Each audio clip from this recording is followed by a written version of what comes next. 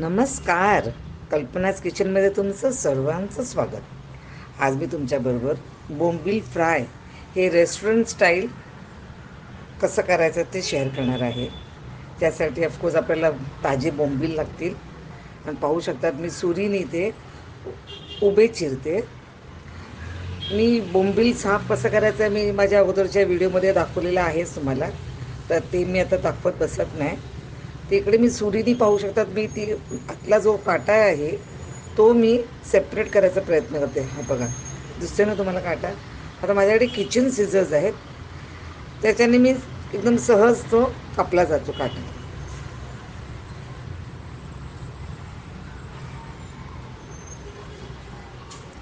पाहिलं, एवढं सोपं आहे. पण त्यासाठी तुम्हाला ती कातर पाहिजे ऑफकोर्स आणि सुरी.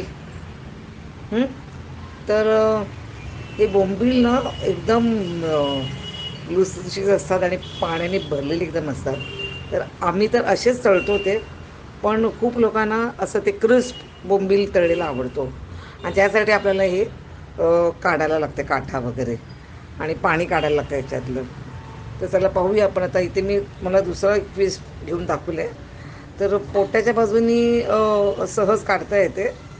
आणि हा काटा आहे ना, काही जण खातात सुद्धा, म्हणजे तो एकदमच सॉफ्ट असतो हा आतलं काट्रेज आहे ते. तर दॅट इज ओके. हे बघा कशी मी त्या काट्याला लागून ती सुरी हे करते, म्हणजे तो मला पटकन काढता येईल.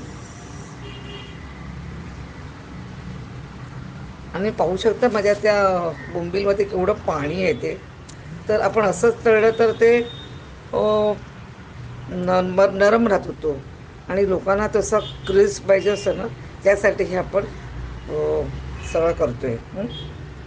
तर चला, आता माझा काटा काढून झालेला आहे बोंबलाचा. आता इथे मी थोडीशी हळद, थोडीशी मिरचीची बुकी आणि मीठ थोडं, म्हणजे आपण नेहमी लावून ना त्याच्याहून अर्ध ह्याच्यामध्ये प्रमाणात घेऊन ते चांगलं हळद, मिरचीची बुकी आणि मीठ त्यांना सोडून घेते त्या फिशला दोन्ही बाजूने. आपण अजून त्यातलं पाणी काढलेलं नाही.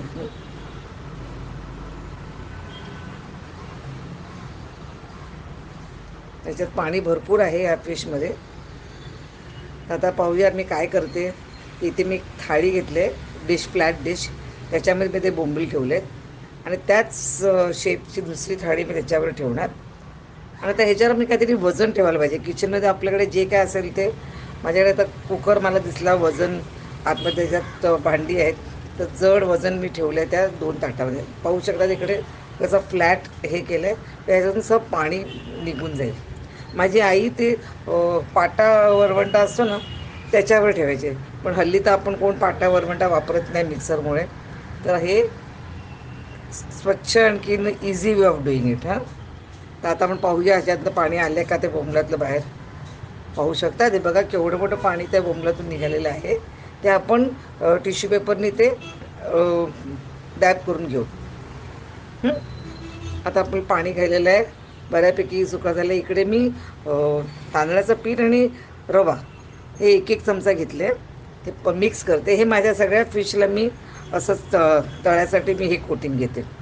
आता इकडे मी पाहू शकता मी त्या पाणी काढायच्या ह्याच्यामध्ये ह्याच्याबद्दल हळद आणि मिरच्याची बुकी आणि मीठ त्याचं कमी झालं आहे ना, तर आपण परत थोडंसं हळद, मिरचीची बुकी आणि मीठ घालूया, एकदम थोडं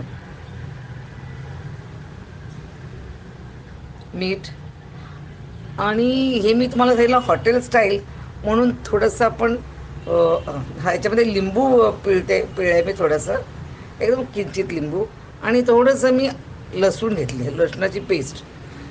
मी अदरवाईज आम्ही घरी करतो तेव्हा मी बोंबील तळ्यासाठी हे लावत नाहीच लसूण, पण हे हॉटेल स्टाईल आहे, क्रिस्प होणार आहे म्हणून एकदम थोडं अर्धा चमचा मी हे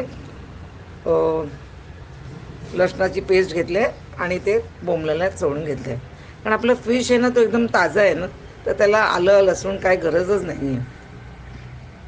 पण खूप लोकांना फिश म्हणजे आलं लसूण पाहिजेच, तर इथे मी थोडंसं लसूण लावलेलं आहे. आणि हे आपलं रेस्टॉरंट स्टाईल आहे, तिकडे असेच करतात. आता मी ते हे करते,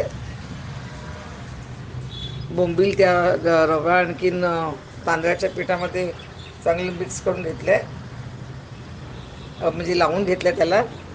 आणि आता आपण ते तळायला घेऊया. आता जे जास्त प्रमाणात असते ना, तेव्हा ते मोठ्या कढईमध्ये हे डीप फ्राय पण करता येईल. एकदम ते वेफरसारखे तुम्हाला मिळतात ना हॉटेलमध्ये, तर बहुतेक गजालीमध्ये पण असं डीप फ्राय करतात ते. तर आपण इथे आता घरी करतो आहे आणि आपल्याला क्रिस्प पाहिजे तेवढंच. इथे मी भरपूर तरी तेल घेतलेलं आहे फ्राईंग पॅनमध्ये, आणि हे मी बोंबील त्याच्यात अलगद सोडते ना. बोंबील हा प्रकार आहे ना, एवढा डेलिकेट फिश आहे ना, ते तुम्ही जास्त वर खाली दुसऱ्या फिशसारखं करू शकत नाही. तर आपण हे नीट ठेवायचं. एक बाजू चांगली दिसते तळलेली, रंग बदलला की मगच आपण ते टर्न करायचं. खूप डेलिकेट असतं हा बोंबील, तर एकदम तुटला नाही पाहिजे. हे बघा, आहे ना, वाव, ही बाजू झालेली आहे. आता दुसरी बाजू, बस तेवढंच. परत ते टर्न नाही करायचं. हां, एवढं ते डेलिकेट आहे हा फिश ना. आणि जर तुमचं बोंबील खूप मोठा असेल ना, तर तुम्ही 2 पीसेस करून पण करू शकता. पण दिस इज फाईन. हे बघा, जर तुम्हाला लागलं तेल तर तुम्ही जास्त घालू शकतात परत. पण हे एवढं क्रिस्प होण्यापर्यंत आपलं चांगलं ते तळून घ्यायचं आहे. आणि ही टेस्ट वेगळीच लागते. म्हणजे आपण नेहमीचे बोंबील फ्राय करतो आणि असे क्रिस्प करतो ना, यम्मी लागते.